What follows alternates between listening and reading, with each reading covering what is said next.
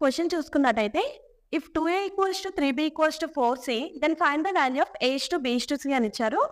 ఇక్కడ ఈ 3 values equals to అంటున్నారు కాబట్టి నేను ఈ 3 values equals to some mix అనుకుంటా.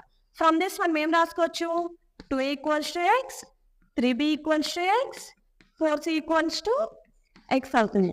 Then a equals to x/2, b equals to x/3, c equals to x/4. అంటే a to b to c ఏమవుతుంది, x/2 to x/3 to x/4. ఇది ఇప్పుడు a/b form లో ఉంది. నాకు సింపుల్ టైమ్స్ లో కావాలంటే ఏం చేస్తా అంటే ఈ 3 వాల్యూస్కి ఎల్సిఎం కడతా. 2కి 3కి 4కి ఎల్సిఎం ఇస్ 12. ఆ 12ని న్యూమరేటర్ వాల్యూస్ తో మల్టిప్లై చేస్తా. ఇప్పుడు 12x/2, 12x/3 and 12x/4. x cancel అయిపోతుంది. 2 6 12, 3 4 12, 4 3 12.